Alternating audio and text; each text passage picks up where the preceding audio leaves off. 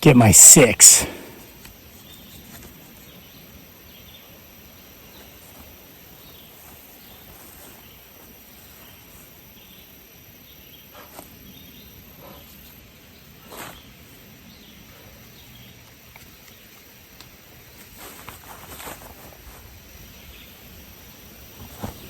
I can't zoom from this angle. I'm going to have to bring it to you.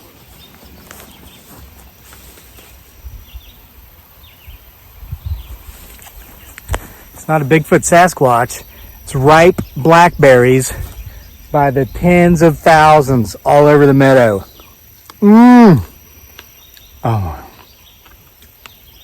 Ripening up just in time for my beautiful bride, Dearly, aka Giggly Girl, and our wonderful little son Daniel to come home in 2 days and help me pick these tens of thousands of blackberries and eat them. But guess what? Just found out they can't come home because my son tested positive for you know what. Yeah, I think we've reached the point where I'm allowed to say the actual name of you know what on YouTube now, but I'm not sure, so I'm being very, don't want to risk it here. Yeah,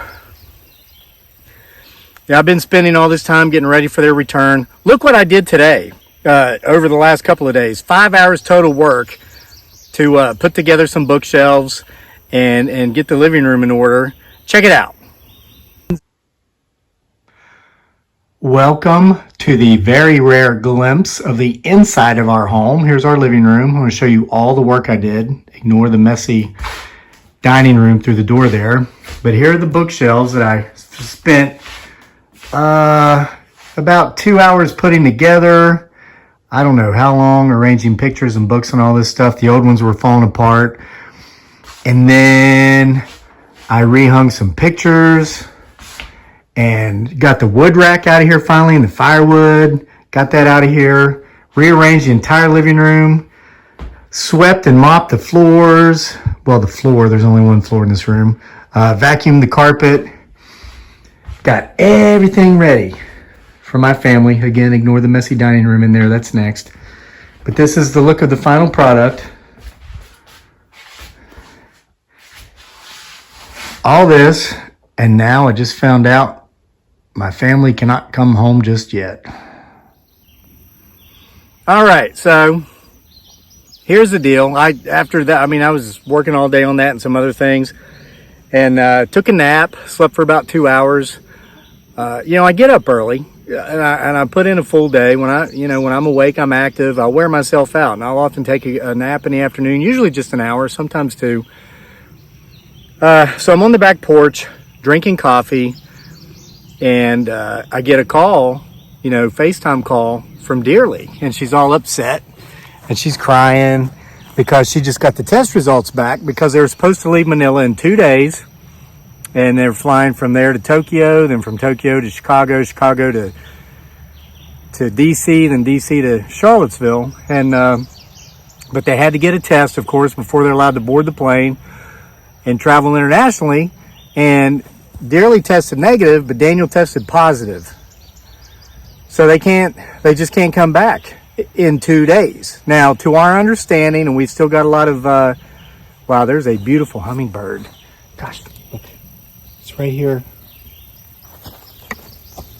It's right here behind this big bunch of blackberries. Let's see if it comes out.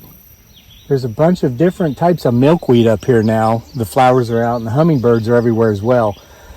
It's beautiful. So anyway,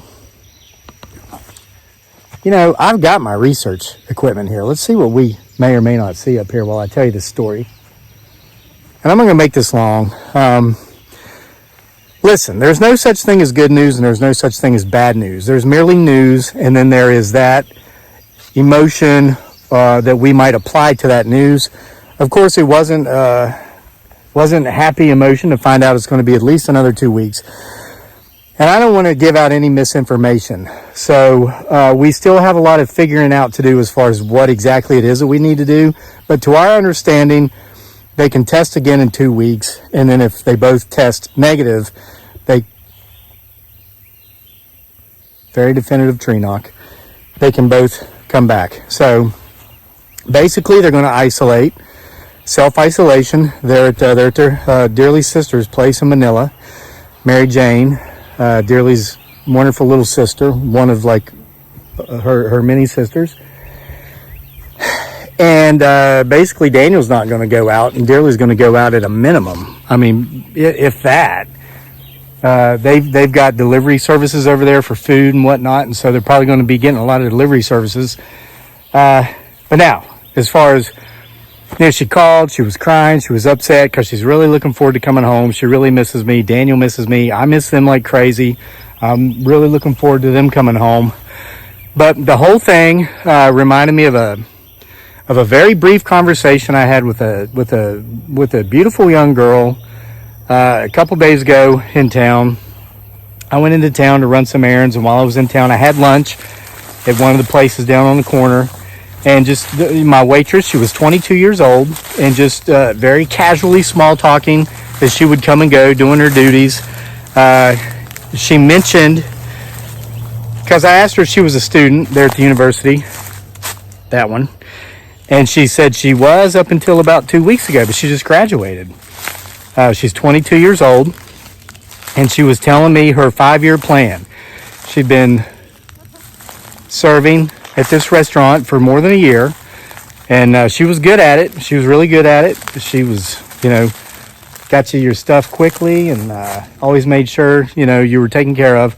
Good service. But she'd been there for a year. She finally graduated, and now she's got this job waiting on her in 2 more weeks up in D.C.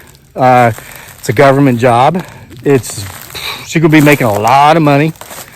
You know how, a lot of times people give recent college grads a hard time because a lot of them think that since they just walked across that stage and got their bachelor's degree that somebody owes it to them to pay them $100,000 a year now right out of the gate. And that's not realistic. Well, this girl's getting over $100,000 right out the gate. I mean, she's really got a lot of stuff going for her.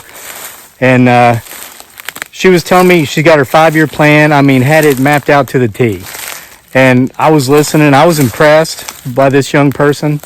And I just said, well, when she finished her spiel, I said, well, you want to know a good way to make God laugh? And she said, how? And I said, tell him your plans. And she laughed. And I said, no offense. I hope that all works out for you. I hope it works out as well as you've got it laid out. But if not, don't feel bad. Don't be hard on yourself, because I'm 47 years old and I'm still trying to figure out what I want to be when I grow up. And she laughed again. And I told her, in all seriousness, if you can just remain flexible and don't hold grudges, you'll go far in this life. Okay? That's taken me a long time to learn. The flexibility thing kind of always came natural for me. Fortunately, I was always kind of, juking and jiving, dipping and weaving my way, through situations. But the letting go of resentments, don't hold grudges, that took longer. And I'm still working on that to a degree, though I've come a long ways just here in a very short period of time with that in my personal life. And she was like, be flexible and don't hold grudges. Okay, I'll remember that. And then she gave me my bill and I never saw her again. I haven't seen her since.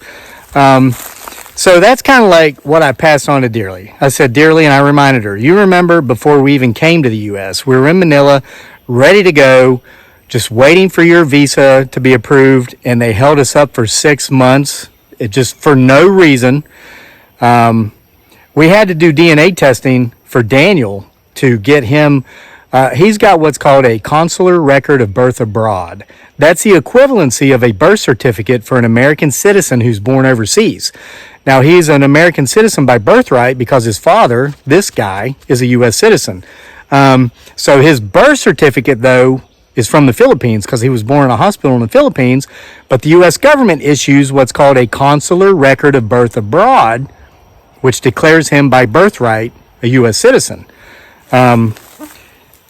So before they would give us that, though, they made us do DNA testing, which I was perfectly fine with because that showed me they were protecting my son.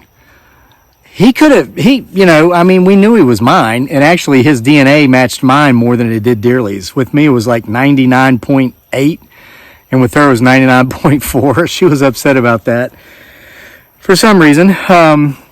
But I viewed it as if they're looking out for the benefits of this kid. They're making sure, some guy isn't just coming over, hooking up with some girl that's got a kid already that maybe has a dad somewhere, who's maybe not in the picture, maybe trying to be in the picture, but, kids being told by a mama bear something that ain't so. And I won't go into detail with that, but we all know how those stories go. They were making sure that wasn't the case. So we had to stay. Okay, now that should have only taken 30 days. But then they lost the test results at the embassy, and we didn't have to do the test again, but they had to re-request the results. Took another 30 days. It took 6 months for us to get out of there. And for us to finally how I finally got her visa? I went to the embassy and I refused to leave. I went there on a Friday. I think they close at 4. I went in just before lunch, and I said, it's been 6 months. Give me my fiance's visa so we can leave. I want to be on the next plane. And it was nothing against the Philippines. Okay. I lived there for 6 years. They welcomed me. They made that place home for me while I was there. But we had reached the time in our lives where it was time to come over here and start our lives in America. And we had gotten everything done we needed to do. They were just taking forever to give us that visa. So I went in there, and in case you didn't know this, U.S. embassies in any country, the soil that building is on is U.S. soil.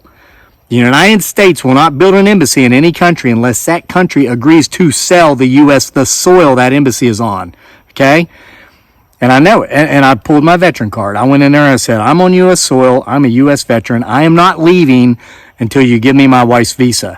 When you close at 4 o'clock, I will spend the weekend camped out right here on the floor in this embassy, and I will contact the media and have them bring cameras in here and show this. Because at the time, I was still working in media, so I pulled my media card too.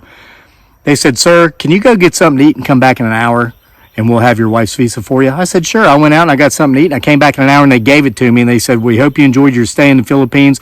Please have a safe trip back to the U.S. Went back to the condo we were renting in Makati City, booked a flight the next morning at 3 a.m. to come home to the U.S. because this is our home, and here we've been ever since. So I reminded dearly, and that took 6 months. This isn't going to take 6 months, honey, I told her. You're going to get retested here in a couple weeks. It's going to take whatever it takes, okay?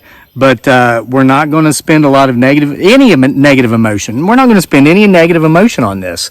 We're going to focus on the positive. And I told her you get to spend an extra 2 weeks at least with your wonderful sister, Mary Jane, just you and her and her roommate. And, make the most of it. Make the most of it. And fortunately, she has very strong internet connection there. So she can do her videos and, she can go live and chat with her viewers and all that kind of stuff. But it is what it is, and that's all that it is. And that's all it's ever going to be. And there's nothing, I often quote Eckhart Tolle. When you're in a situation that you're not comfortable in, you've got 3 choices. You can change it. Well, she can't change the fact that my son tested positive. You can remove yourself from the situation. Well, she can't just go get on a plane despite the fact that my son tested positive because those are the rules, so she can't change it. Or 3, you can accept it. And that's where we are. All we can do is accept it. So, part of me is like, all those other things on the honey-do list that I haven't gotten done, I'm like, wow, I don't have to do them all in 2 days now. But trust me, I would rather my family come home in 2 days and that stuff not be done than me have to wait another 2 weeks. But it is what it is. Be flexible and don't hold grudges, and everything will work out just fine in the end. And if you really want to make the man up there laugh, tell him your plans. We'll see you for more next time from here at Homesteading Off the Grid and whatever in this big wide world this channel's about.